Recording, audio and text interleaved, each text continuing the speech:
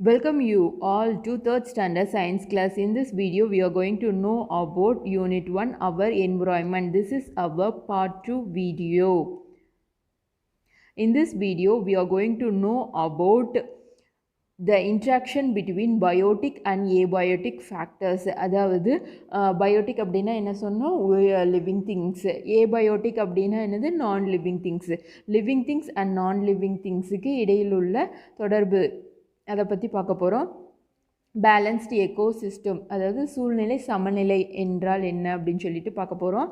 The importance of planting tree, அதாவது மரத்தோட முக்கியத்துவம், அதோட இம்பார்ட்டன்ஸ் என்ன அப்படின்னு சொல்லிட்டு பார்க்க போகிறோம்.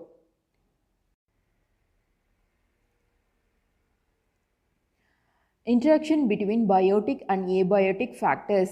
All biotic factors depend upon abiotic factors for their living. Biotic and abiotic factors are linked to each other by the flow of energy through food.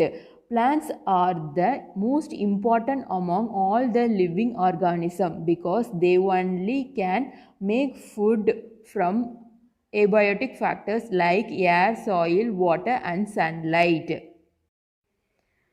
அதாவது எல்லா லிவிங் திங்ஸும் நான் லிவிங் திங்ஸை தான் டிபெண்ட் பண்ணி இருக்குது, அது உயிர் வாழ்கிறதுக்காக. ஏன் அப்படின்னா ஃபுட்டு மூலமாக கிடைக்கிற எனர்ஜிக்காக என்ன பண்ணியிருக்கு அப்படின்னா லிங்க் ஆகி இருக்குது, ஒன்று லிங்க் ஆகி இருக்குது. லிவிங் ஆர்கானிசத்துலேயும் ரொம்ப முக்கியமான ஒரு லிவிங் திங்ஸ் எது அப்படின்னா பிளான்ட்ஸு தான். ஏன் அப்படின்னா பிளான்ட்ஸ் அது அதுவாகவே அதோட ஓன்லேயே என்ன பண்ணியிருக்கு அப்படின்னா ஃபுட்டு தயாரிச்சுக்குது. எதெல்லாம் யூஸ் பண்ணி அப்படின்னா ஏர், சாயில், வாட்டர், சன்லைட் இதெல்லாம் யூஸ் பண்ணி அது ஓனாகவே ஃபுட்டு மேக் பண்ணிக்குது. நாமெல்லாம் மற்ற லிவிங் திங்ஸ் எல்லாம் என்ன, அதாவது அனிமல்ஸ், ஹியூமன்ஸ், பேர்ட்ஸ் இதெல்லாம் எதை டிபெண்ட் பண்ணி இருக்கோம் அப்படின்னா ஃபுட்டுக்காக பிளான்ட்ஸை தான் டிபெண்ட் பண்ணி இருக்கும். A few examples for interaction between biotic and abiotic factors are given below. First example, plants. பிளான்ஸுங்கிறது ஒரு பயோட்டிக் ஃபேக்டர்.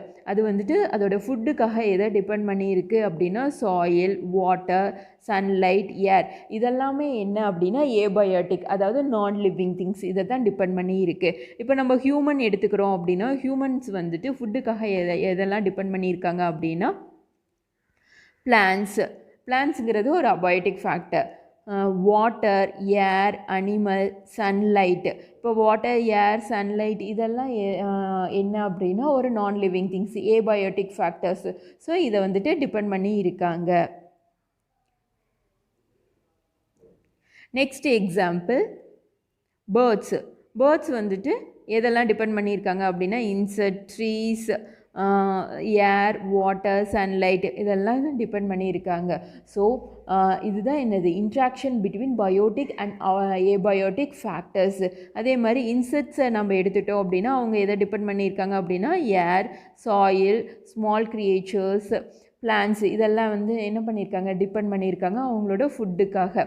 இதுதான் என்னது பயோட்டிக் அண்ட் ஏபயோட்டிக் ஃபேக்டர்ஸ்க்கு இடையிலான interaction. From the above picture, we understand the plants need water, soil, air and sunlight to live.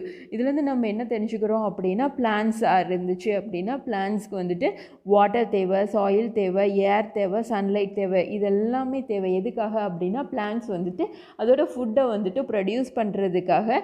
இதெல்லாம் important.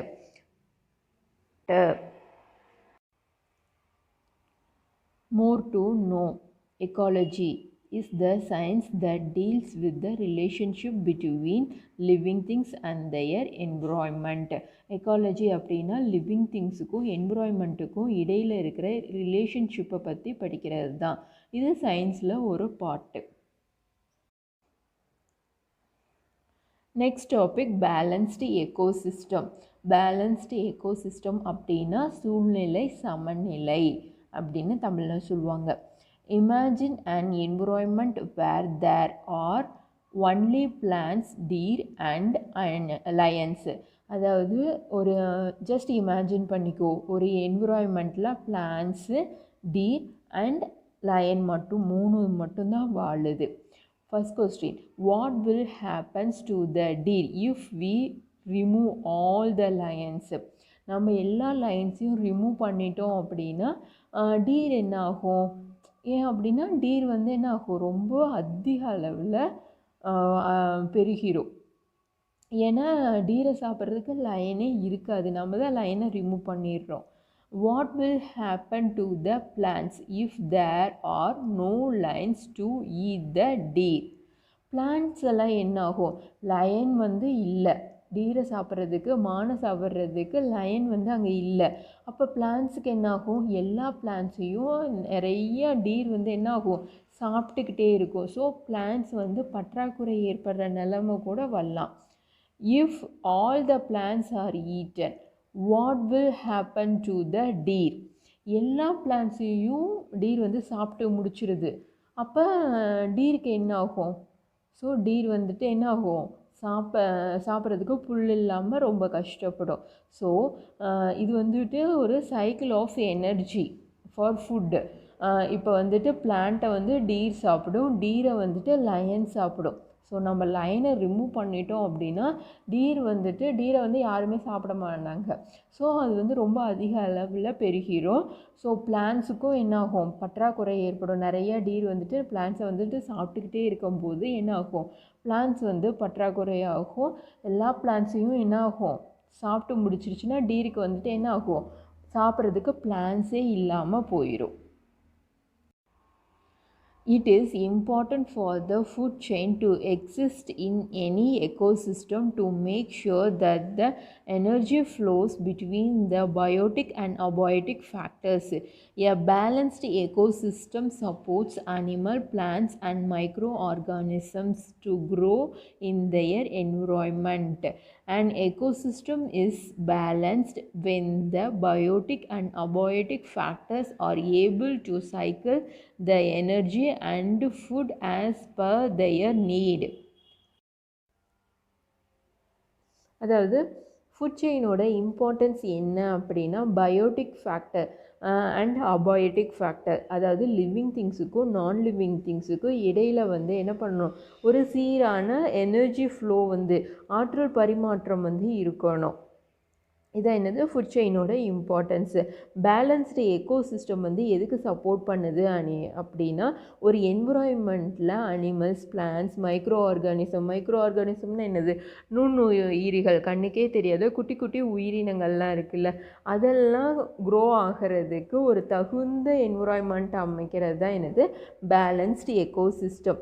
Balanced ecosystem வந்து biotic factor and abiotic factor, அதாவது living things and non living திங்ஸுக்கு இடையில் ஒரு சீரான energy இருக்கணும்.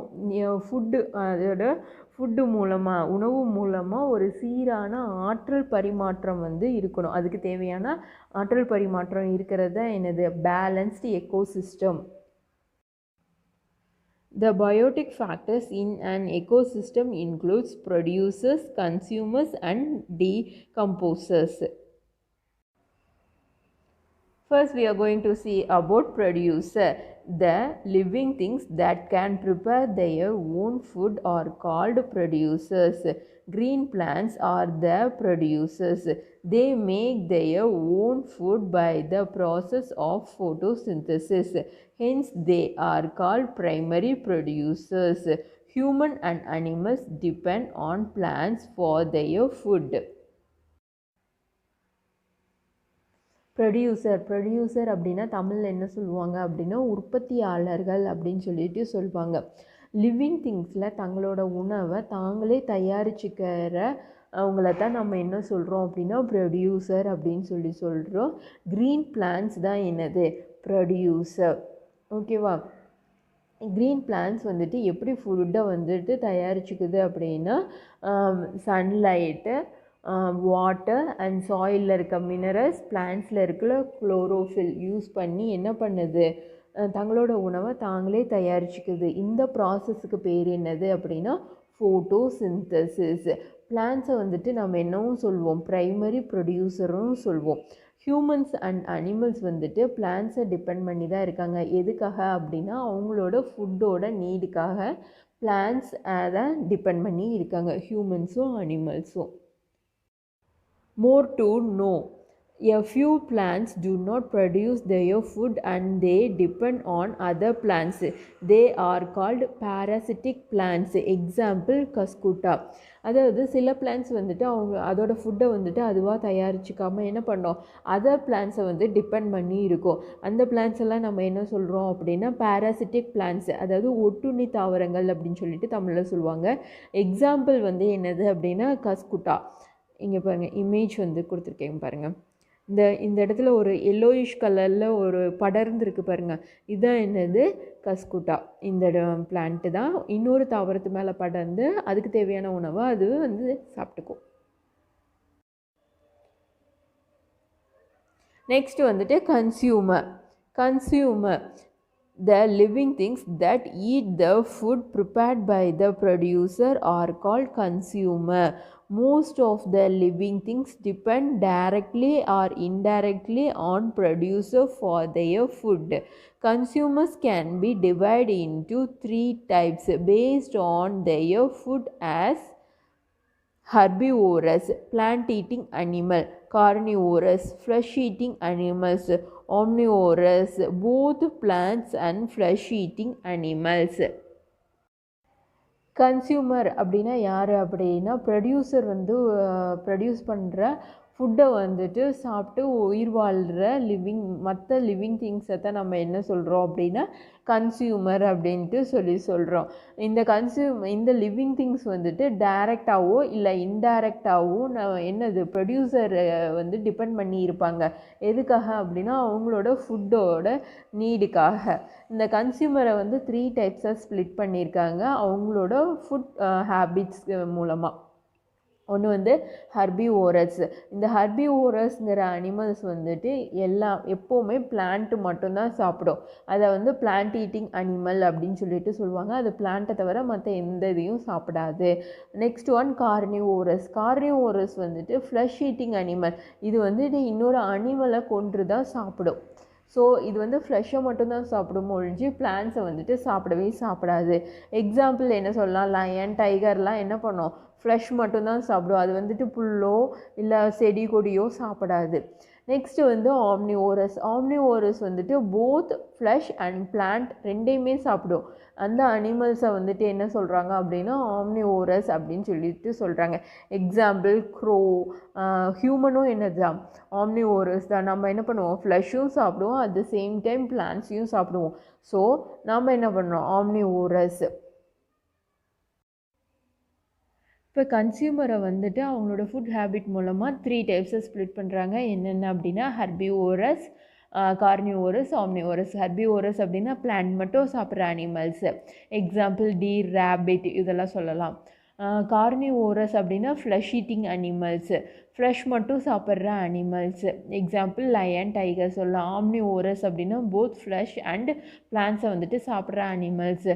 Example grow, humans இவங்கள சொல்லலாம். Third one, decomposer. Organisms that feed on the waste dead plants and animals are called decomposer. They return the nutrition to the soil. அதாவது decomposer அப்படின்னா என்ன, தமிழில் என்ன சொல்லுவாங்க அப்படின்னா சிதைப்பவை அப்படின்னு சொல்லுவாங்க. இப்போ வேஸ்ட் நம்ம வந்துட்டு காய்கறி வேஸ்ட்டெல்லாம் தூக்கி போடுறோம். அது மட்டும் இல்லாமல் இறந்த அனிமல்ஸு, இறந்த தாவரங்கள் இதை வந்து என்ன பண்ணும், மக்க செஞ்சு அதில் வந்துட்டு ஒரு குட்டி குட்டி உயிரினங்கள் உருவாகி என்ன பண்ணும், அதை வந்து டீகம்போசர் அதாவது மக்க செஞ்சு சாயிலுக்கு வந்துட்டு அதாவது மண்ணுக்கு வந்துட்டு திருப்பி உரமாக மாற்றும். இதைத்தான் என்ன சொல்லுவாங்க அப்படின்னா டீகம்போசர் அப்படின்னு சொல்லுவாங்க. இந்த டீகம்போசருக்கு எக்ஸாம்பிள் என்னென்ன அப்படின்னா பாக்டீரியா அண்ட் ஃபங்கை. இது பாக்டீரியா அண்ட் ஃபங்கை தான் என்ன பண்ணுது, உருவாகி அந்த இறந்த அனிமல்ஸு, இறந்த பிளான்ட்ஸு இல்லை வேஸ்ட்டு மேலே எல்லாம் பாக்டீரியா அண்ட் ஃபங்கஸ் வந்துட்டு உருவாகி அதை வந்து என்ன பண்ணுது, மக்க செஞ்சு மண்ணுக்கு வந்து உரமாக மாற்றுது. இதான் என்னது, decomposer. Last topic, plant sapling. A young plant with a thin stem is known as sapling. Survival of living things is impossible without plants. Planting and taking care of plants lead to a good environment. அதாவது plant sapling அப்படின்னா தின் stem இருக்கிற குட்டியூண்டு செடி இருக்கும்ல, young plant, அதை தான் என்ன சொல்லுவாங்க அப்படின்னா சாப்லிங் அப்படின்னு சொல்லுவாங்க. ஒரு லிவிங் திங்ஸ் வந்துட்டு இந்த என்விரான்மெண்ட்டில் வந்துட்டு நல்லபடியாக இருக்கணும் அப்படின்னா, வாழணும் அப்படின்னா பிளான்ட்ஸ் வந்துட்டு ரொம்ப முக்கியம். பிளான்ட்ஸ் இல்லாமல் எந்த ஒரு லிவிங் திங்ஸ்னாலையும் உயிர் வாழ முடியாது. ஸோ நம்ம என்ன பண்ணணும், நிறையா பிளான் பண்ணணும். அதே மாதிரி அந்த பிளான்ட்ஸை வந்துட்டு டேக் கேர் பண்ணிக்கணும், நல்லா பராமரிக்கணும்.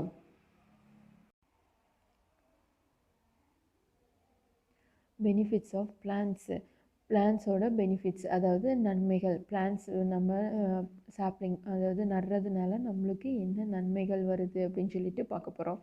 Provide oxygen for breathing. Plants வந்துட்டு காற்றில் உள்ள கார்பன் டை ஆக்சைடை எடுத்துக்கிட்டு நம்மளுக்கு வந்து சுவாசிக்கிறதுக்கு என்ன பண்ணும், ஆக்சிஜனை வந்துட்டு தரும். Helps in bringing rainfall. மழை அதிகமாக பெய்யறதுக்கு ஹெல்ப்ஃபுல்லாக என்ன இருக்கும், பிளான்ட்ஸ் வந்துட்டு இருக்கும். Offer a good environment to live. நம்ம வாழ்கிறதுக்கு ஒரு நல்ல சுற்றுப்புற சூழ்நிலையை உருவாக்கி தரோம். Give would for making furniture. நம்ம ஃபர்னிச்சர் அதாவது வீட்டுக்கு தேவையான ஃபர்னிச்சர்ஸ் செய்கிறதுக்கு வந்துட்டு நிறையா மரங்களை வந்துட்டு தரும்.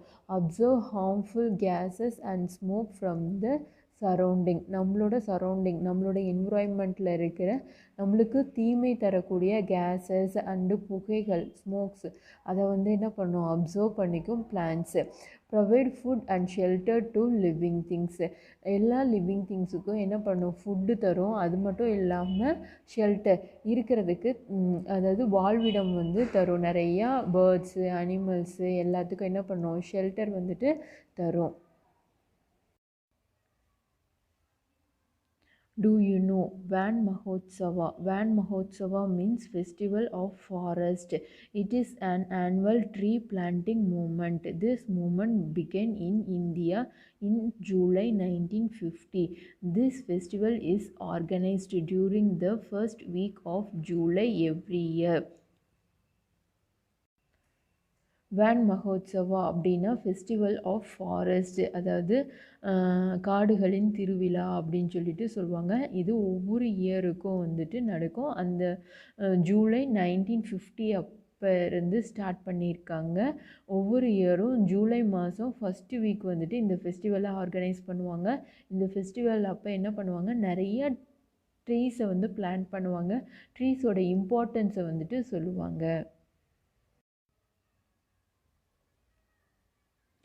To create awareness among the people, we can give sapling during celebrations, family functions and national festivals. We can also plant sapling on our birthday. நம்ம வந்து பிளான்டிங், அதாவது பிளான்ட்ஸோட முக்கியத்துவத்தை பற்றி மக்களுக்கு வந்துட்டு எப்படியெல்லாம் அவேர்னஸ் க்ரியேட் பண்ணலாம் அப்படின்னா, ஏதாச்சும் செலிப்ரேஷன் அப்போ, ஃபேமிலி ஃபங்க்ஷன் அப்போ, நேஷ்னல் ஃபெஸ்டிவல்ஸ் அப்போ நிறையா சாப்லிங்ஸ் வந்துட்டு மக்களுக்கு வந்துட்டு கொடுக்கலாம். அது மட்டும் இல்லாமல் நம்மளோட பர்த்டே அப்போ என்ன பண்ணலாம், பிளான்ட் வந்து சாப்லிங் ஒவ்வொரு பர்த்டே அப்போவும் ஒரு மரம்னாச்சு நடலாம். இது மூலமாக நம்ம மக்களுக்கு வந்துட்டு அவேர்னஸ் வந்து க்ரியேட் பண்ணலாம். More to know some important initiatives to protect our environment. The Chipko Movement 1970, the Environment Protection Act 1986, National Green Tribunal 2010, Apico Movement 1983. Thank you, children.